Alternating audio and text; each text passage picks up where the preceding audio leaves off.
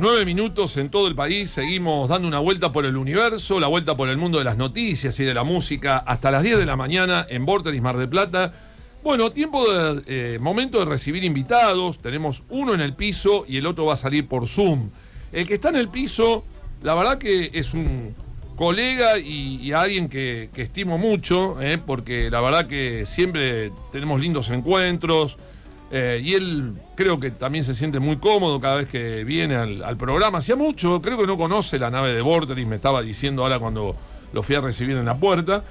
Estamos hablando del profesor Eduardo Moggia, profesor universitario, es un referente en temas de Medio Oriente y en la sociología de las religiones. Eduardo, ¿cómo le va? Buenos días, bienvenido al programa. Un gusto, no conocía. Acérquese un poco más al micrófono.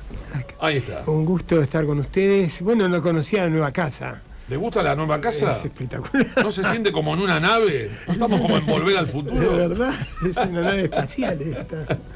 Sí, es tremendo. Bueno, le quiero agradecer la invitación, porque me hizo llegar la invitación. Los chicos acá del equipo no pudieron ir por cuestiones laborales, claro. Se quedaron con ganas de ir también. Donde se presentó el libro Putin Desconstruido este jueves pasado, justo el Día de las Naciones Unidas, ¿no? Sí. Qué casualidad. El 24 de octubre se presentó el libro. ¿Me recuerda el lugar? En Orientes. Orientes. Casa de té acá en Mar del Plata, que más que casa de té ya es una marca de té, porque tienen fábrica y todo. Bueno, vamos a ver si podemos, lograr algo con la casa de té, a ver si nos traen un té acá en vivo para tomar. ¿Por qué algo? no? Un salón cultural. Bueno, gracias por la participación. ¿Me acompaña que lo vamos a recibir a él, al protagonista de este jueves pasado? Acompañado. Está del otro lado de la línea, del otro lado de la pantalla, Marcelo Montes, es doctor en Relaciones Internacionales. ¿Cómo te va, Marcelo? Buenos días. ¿Qué tal? Buen día. ¿Me escuchan ahí? Sí, muy bien. Bienvenido al programa. Bueno, estuviste presentando el libro Putin Deconstruido. Ahí Marisa, mi compañera, lo va a mostrar en pantalla, Ahí está el libro. ¿Qué época de Putin en su vida es esa foto? ¿Por qué elegiste esa foto y a qué momento pertenece? Bueno, saludos a vos y a Eduardo ahí en el piso. Bueno, esa foto la eligió en realidad mi editor, pero de común acuerdo, por supuesto. Yo le di varias fotos y él eligió esa sobre todo por la mirada de Putin, más que por el gol.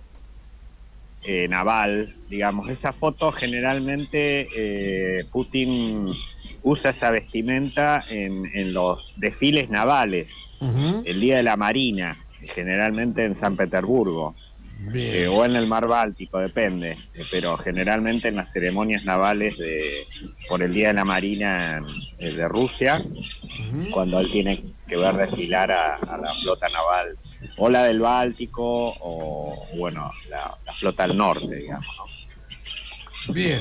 Bueno, decías, porque mis compañeras, tanto Melissa como Diego,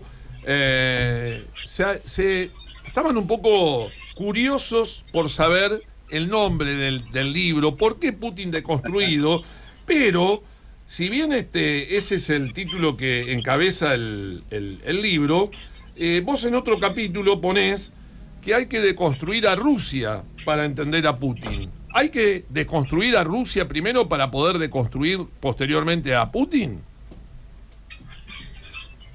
En gran medida, porque, a ver, deconstruir no los voy a aburrir teóricamente, porque es un método, ¿no es cierto? Es un método del análisis del discurso, es un método inventado entre otros por Michel Foucault, Derrida, autores franceses de la década del 50, fines de la década del 50, década del 60. Tiene que ver con indagar a fondo sobre las complejidades de una realidad social, cultural y demás, ¿no?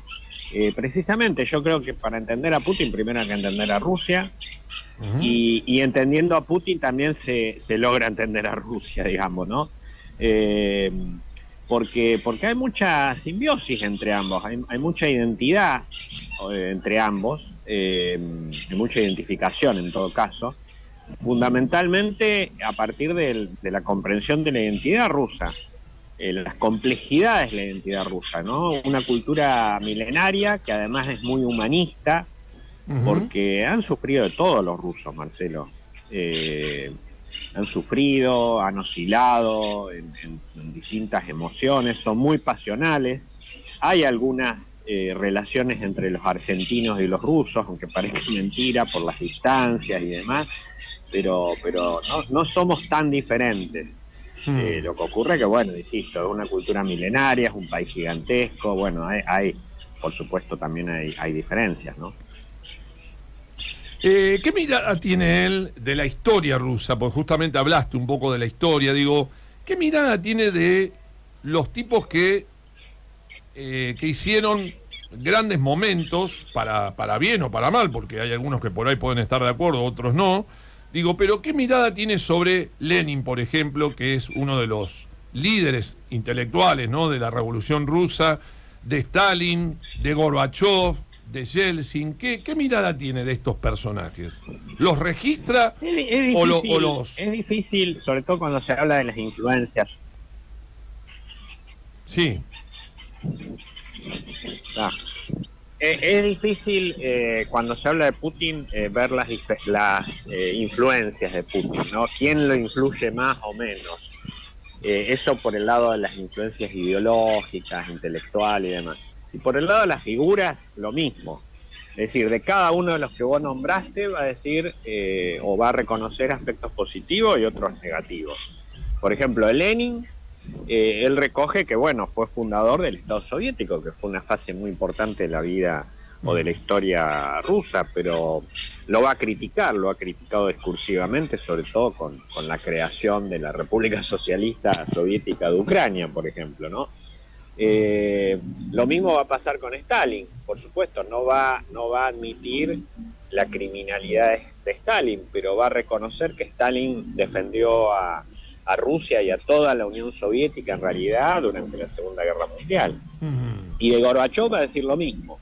Gorbachev le va a reconocer la valentía de cuestionar el régimen soviético por adentro, pero va a cuestionar a su vez la forma en cómo terminó la Unión Soviética. Así que, bueno, es un personaje difícil Putin, digamos. Va a dejar conformes a algunos, pero bastante disconformes a muchos. Con respecto a su personalidad, digo, ¿hay una dualidad en la personalidad de Putin? Digo, ¿es el tipo temido adentro de Rusia, el tipo que no acepta que nadie le cuestione nada, que la oposición debe callar, exiliarse o termina envenenada, o como Navalny, ¿no? Mira... Y afuera, digo, se muestra un poco más amistoso, más gauchito. Empezó siendo temido. Al principio incluso era una incógnita, porque solamente Yeltsin lo conocía. Había 6, 7 candidatos para ser primer ministro y luego presidente, y él se impuso sobre los 6 o 7, que tenían muchas más credenciales que él, digamos, en términos políticos, intelectuales incluso. Pero bueno, después con el tiempo pasaron muchos años, ¿no? 24 años es mucho en la historia de un pueblo, imagínate. Entonces hay varios Putin, digamos. Empezó siendo una incógnita, después fue temido, después fue reconocido. En fin, hoy casi forma parte de la normalidad rusa. Y muchos rusos se atreven a cuestionarlo, por supuesto, porque le reconocen aspectos positivos, pero también algunos negativos. Los negativos no tienen que ver con los que lo analizamos nosotros desde aquí, ¿no es cierto? En general, los negativos tienen que ver con todas las cuestiones pendientes que ha dejado y que va a dejar seguramente antes de irse de esta vida. Por ejemplo, la reforma militar. Rusia es una superpotencia nuclear, pero le cuesta mucho definir una guerra con Ucrania, por ejemplo, o sus titubeos, sus dudas. Es decir, generalmente a Putin se lo ve como un personaje cruel, severo, racionalista al máximo, que sabe lo que hace, y no necesariamente es así para el ruso medio. El ruso medio dice, bueno, un personaje que por allí duda, es ingenuo con Occidente, espera más de Occidente de lo que Occidente les da. Entonces, bueno, eso es lo que yo trato de desentrañar en el libro, todo ese tipo de mitos o estereotipos que hay sobre Putin. Ahora, el pueblo ruso ha resignado libertades, pero ha conseguido derechos. ¿Sus derechos básicos están garantizados, están asegurados? ¿Cómo es la vida del ruso medio, digo? ¿Accede al alimento, a las condiciones básicas que tiene que tener un ser humano? ¿Prefiere resignar libertades y tener derechos? Mirá, la historia del pueblo ruso no es la historia de Francia o de Argentina o de España. Es una historia muy larga, llena de vicisitudes, como dije antes. Por lo tanto, no se puede comparar con otras historias. Se tiene que comparar con la propia historia del pueblo ruso. Yo te diría, a grosso modo, que el grado de libertad que tiene un ruso hoy prácticamente no lo ha tenido a lo largo de su historia, ¿no? Entonces, empecemos por ahí. Si es mucho, es menos, es poco, o es poco comparado con la de Francia o con la de Inglaterra, bueno, eso lo dejamos para los analistas que comparan, digamos, historias, pero la de un ruso, yo te puedo asegurar que hoy la gente camina por la calle tranquilamente, vive su vida familiar, su vida pública, de una manera totalmente apacible, tranquila. La guardia policial no es omnipresente en las calles ni nada por el estilo. La gente respecto a los consumos, consume lo que quiera, incluso los productos, lo decíamos el otro día, incluso los productos europeos. Vos dirás, pero Rusia está sancionada. Bueno, los productos europeos entran igual. Es decir, uno entra a una tienda, yo te puedo asegurar que uno entra a una tienda, a una panadería, a un restaurante, a un supermercado en Rusia y encuentra todo tipo de productos de todo el mundo. Los dólares y los euros se pueden comprar en cualquier estafeta, en cualquier cabina privada, en las calles, mucho más abiertamente que en Argentina. Mirá lo que te estoy diciendo. Entonces, hay mucha mitología respecto a eso y Rusia, bueno, por supuesto, parte de un piso también más alto, igual que casi toda Europa Oriental en términos sociales. No hay mendicidad en las calles, nada de eso, porque es una sociedad que ha vivido 70 años durante el socialismo. Entonces, no puede pretenderse que una sociedad que ha vivido tanto tiempo en el más crudo igualitarismo, diría nuestro presidente, bueno, no hay diferencias de clase ni nada por el estilo. La gente toda está alfabetizada, es decir, hay otro tipo de pobreza en todo caso, no se nota en las calles. Bien, Diego. Sí, ¿qué tal, Marcelo? Buen día. No tuve el placer por ahora de leer el libro porque es muy reciente que me haya enterado de la existencia del libro, pero veo que ahí tratás un poco el tema del eurasianismo y yo quiero saber cuánto pesa en Putin, en su geopolítica, en su visión del orden mundial, esta cuestión del eurasianismo. Bueno, lo decíamos el otro día también, así como hay varios Putin, hay también varios Putin influidos por estas corrientes identitarias. El primer Putin de hace 20 y pico de años era un Putin más liberal, más atlanticista, más occidentalista, le tendía el guante, digamos, a Occidente. Ese Putin duró hasta el 2004, 2005 con la Revolución Naranja ahí en Ucrania, ya empezó a cambiar y ya el Putin del 2007, 2008 ya es otro Putin. Es un Putin que va derivando precisamente hacia el eurasianismo. Hoy Putin es bastante más eurasianista de lo que era hace 20 años atrás. Para el gran público, el eurasianismo es una corriente identitaria rusa que tiene que ver con una Rusia como civilización única, singular, por la presencia de la Iglesia Ortodoxa, una Rusia que no tiene nada que ver con Occidente, una Rusia incluso hasta podría pensarse en liderando un frente civilizatorio o intercivilizatorio en contra de Occidente. Bueno, esa es la Rusia hoy que está prácticamente depositada, como dice ahí Eduardo Mogia, como decía el otro día, depositada prácticamente en manos chinas, ¿no? No sé si el grueso de la población rusa quiere eso. pero sí es cierto que el eurasianismo representa por lo menos un tercio de la población rusa, sí, lo representa. Y Putin hoy está en esa, muy corrido hacia esa corriente identitaria. Marcelo, te pregunto, hablábamos en el inicio del programa, hay cumbre del BRICS en Rusia. ¿Qué importancia tiene este grupo hoy para Rusia y para Putin en este contexto, bueno, de la guerra en Ucrania, de la alianza con China? ¿Qué importancia tiene el BRICS?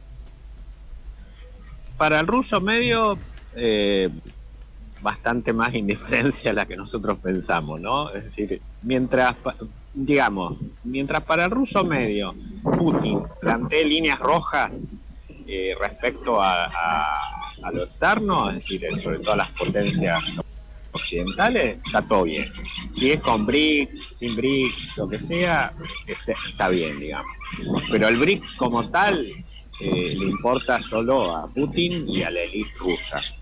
Ahora, sí, para la Rusia de Putin, o para Putin, el BRICS es muy importante porque es una ventana abierta a ese 80 y pico % del mundo. Le permite romper el aislamiento que le ha impuesto Occidente, que le ha impuesto Europa, Estados Unidos, a partir de la guerra de Ucrania, pero ya con Crimea. Y bueno, y le permite demostrarle a los rusos y al mundo que está abierta al mundo, digamos, que Rusia no es que está cerrada o está aislada, digamos, sino que todo lo contrario. Haber recibido a tantos mandatarios juntos, a 30 y pico, ahí en Rusia, bueno, tiene el efecto del Mundial de Rusia en 2018 que nosotros vimos, que los europeos no fueron, pero fueron muchos latinoamericanos y asiáticos, y bueno, para Rusia eso es muy importante. Insinuarle al ruso medio, esa es la idea de Putin, que Rusia no está aislada. Bien.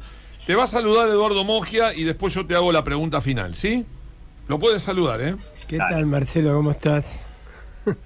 ¿Qué tal, Eduardo? ¿Cómo andás? ¿Vas a seguir en Mar del Plata unos días más o ya te vas? Sí, en realidad estoy en Gesell. Acá tengo mi... No, si no hubieras estado acá, Marcelo. Si no, estabas acá. No, lo que pasa es que tuve un percance automovilístico. Entonces no me animo a andar mucho por las ciudades. Justamente yendo a Mar del Plata el otro día. No un accidente, nada por el estilo, pero sí un pequeño detalle estético del auto que, bueno, viste cómo es la policía, también cuida esos detalles y bueno, no tenía mucho plafón para irme a las grandes ciudades. Entonces me quedé acá en Gesell y hasta que no lo arregle no me puedo mover mucho. Bien, para cerrar la nota, y agradeciéndote todos estos minutos y bueno, y la linda charla que tuviste el jueves pasado y la invitación de Eduardo, bueno, para cerrar, dos finales, pero te pido síntesis, muy breve. ¿Cuál fue el motivo por el cual, yo te lo pregunté el otro día en la charla, cuál fue el motivo por qué Putin decide iniciar una guerra con Ucrania? Y si la guerra se va a terminar por falta de hombres, por falta de armas, por falta de dinero, o la va a parar Donald Trump si llega a ganar en noviembre. Bueno, empiezo por el final. Si llega a ganar Trump, yo tengo 70% de escuchar el porcentaje, 70% de que la pare. Si llega a ganar Harris, olvídate. Esta guerra va para largo. Bien. ¿Y por qué se puede terminar si da para largo? Y bueno, ojalá que no se termine, digamos, con una bomba atómica ni nada que se le parezca, como plantean algunos eurasianistas duros en Rusia, ¿no? Eso le piden a Putin y yo creo que Putin no va a aceptar ese tipo de inhumanidades.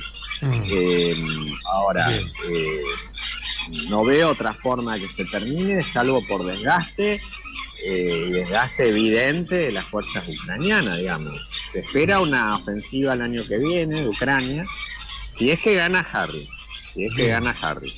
Bien. Bueno. Perfecto. Bueno, y finalmente, la del estribo. ¿Qué los une a Xi Jinping y a Putin? ¿El amor o el espanto? Los unía el espanto. Pero yo veo cada vez más calidez entre ellos dos. Y Putin se encarga de decirlo. Mirá que no es un tipo, bueno, es expresivo, pero en las relaciones con los jefes de Estado no lo es tanto. Y con Xi Jinping hay una muy buena onda entre ellos dos. Bien, y él bien. lo ha dicho. Marcelo, te queremos agradecer la nota. Diego, por favor, lo podemos mostrar ahí. Estamos hablando con el responsable de este libro, que lleva nombre y apellido, Marcelo Montes, escribió Putin deconstruido. Marcelo, gracias, abrazo grande a la distancia y ojalá nos reencontremos en un próximo conversatorio lo más cercano posible. Dale, yo te prometo ir, ya sin percances automovilísticos ni de otro tipo, porque bueno, Mar del Plata, vos sabés que tengo un cariño especial por esa ciudad y bueno, tengo mis hijos ahí todavía. Bueno, ¿usás redes? ¿Te siguen por redes o no? Sí, Twitter, Instagram, ¿Cuál Facebook, es tu cuenta? Sí. ¿Tu Tengo cuenta? un sitio personal. ¿Cuál es tu cuenta? Personal, que es marcelomontes.com. Bien. Mirá, Twitter, Marcelo Montes, Facebook también. Bueno, me pueden seguir. Muy bien. Bueno, Marce, la próxima vez venite más temprano, así hacemos un recorrido y hacemos una vuelta por el universo con todos los temas de la política internacional. Dale, sí, porque Rusia es una parte muy importante de mi vida y de mis estudios, pero bueno, me dedico a la política internacional, soy profe de política internacional. Muy bien. Querido, abrazo grande para vos, buena vida y buen fin de semana. Gracias, un abrazo fuerte y a Eduardo también y a todos los muchachos ahí del estudio. Gracias, Marcelo. Gracias. Bueno, así dialogábamos en exclusiva con el doctor en Relaciones Internacionales, Marcelo Montes, el autor de Putin deconstruido. Bueno, Eduardo, con usted vamos a tener que hablar también en algún momento, ¿no? Porque... Con el candente Medio Oriente que hay actual. Sí, exactamente, sobre todo que sí, muy especialista en Medio Oriente estamos, pero... Muy actual. Sí. No, usted... Desplazó el eje Rusia-Ucrania. Sí, usted que es un especialista del Islam y esa idea permanente que hay de la Eurorabia, ¿no? Sí. El problema que está teniendo Europa con... Europa es tremendo. Yo estuve hace poco en Europa y cada vez hay una migración islámica muy fuerte. En Barcelona hubo marchas. Hay barrios musulmanes ya que no dejan entrar a la otra gente. Qué bárbaro, ¿no? Claro, que está haciendo desplazar el eje de algunas propuestas de partidos de centro-izquierda que están adoptando concepciones sobre las migraciones que eran solamente de partidos de ultraderecha. Exacto, vos lo dijiste. Ursula von der Leyen. ¿Te acordás lo que era de extrema derecha? Lo está adoptando ahora partidos moderados, hasta parte del socialismo ve con peligro estas ideas de deportar a terceros países a poblaciones de inmigrantes. Ha provocado una gran grieta dentro de la Unión Europea, digo, porque hay países que son pro inmigración y hay otros que son anti inmigración, ¿no? Está dividida. Pero Europa incluso en ese aquellos tema, ¿no? que eran pro inmigración ya no son tan pro inmigración. Alemania, los que siempre fueron contra o que siempre tuvieron algunos reparos, como Italia, pero porque también fue uno de los más afectados por la crisis de los refugiados, continúan en ese sentido. Pero ahora, ya los que no lo eran, ahora parece que lo son, anti-inmigración. Sí, es un problema serio que hay. No tan futuro, tan largo, ¿no? No. Increíblemente es todo lo contrario a lo que tendría que pasar, porque Europa tiene un gran problema con la tasa de natalidad, trabajadores a futuro y necesita inmigración. El gran problema es el choque de las culturas y la poca integración que hay entre el Islam o entre los inmigrantes que son árabes o islámicos y obviamente los europeos que son de otra... O sea, no encuentran la manera de integrarse o de integrarlos. Tremendo. Claro, un perfil moderno, ayornado al siglo XXI, de lo europeo, público, a favor de lo público, de esta cultura más progre, como se dice. De pronto aparecen estos que son conservadores, porque las mujeres van con la... Y ya... la maternidad es muy fuerte en la reproducción, tienen 4 o 5 hijos como mínimo, y después hay un rechazo a la cultura, es decir, viven en Europa pero rechazan la cultura europea. Tremendo. Que es laica, no la cultura europea. Ya vamos a analizar ese tema en algún momento. Quiero que venga más temprano, si puede venir, y lo vamos a desarrollar. Pues me interesa hablar, porque aparte tiene un trabajo muy importante hecho sobre la sociología de las religiones. ¿Está trabajando actualmente en algún...? Sí, estamos trabajando con un centro de Estados Unidos en la cuestión esta del Islam y la división que hay del Islam. Porque, bueno, eso más adelante cuando nos encontremos, uno es Arabia Saudita, Emiratos y Qatar, y la otra es Irán. Bien. Y hay un choque también dentro de intra-Islam. Muy bien, bueno, Eduardo, lo invitamos para otro próximo encuentro porque hoy se llevó el bloque Marcelo Monte, Sí, Putin. un amigo, Putin. Pero ya vamos a estar con el Islam también analizándolo con usted. Bueno, Nos vamos ya a la música. Antes, algunos mensajitos. Ornella nos dice que debe estar interesante ese libro, el libro de Marcelo Montes. También, bueno, nos había escrito Ana Laura preguntando por la situación en Filipinas. Le decimos que la tormenta Trami ya lleva más de 80 muertos en Filipinas y casi 200.000 personas evacuadas. Y también nos escribió Adriana, que nos dice: buen día, equipo, por un momento pensé que se los había llevado el temporal. No, Adri, acá estamos. Excelente Tatiana Tibuliak, recomendábamos sus libros. ¿Cómo escribe esa mujer? Gracias, Adriana. Acá estamos firmes. Ya nos está esperando Vero Fernández, porque nos vamos un poco de aventura después de tanto lío. Nos vamos con la música, con lo último de Clava Coca, en este caso el pop ruso, con Leyas Vic y este tema que se llama Por Calles Familiares.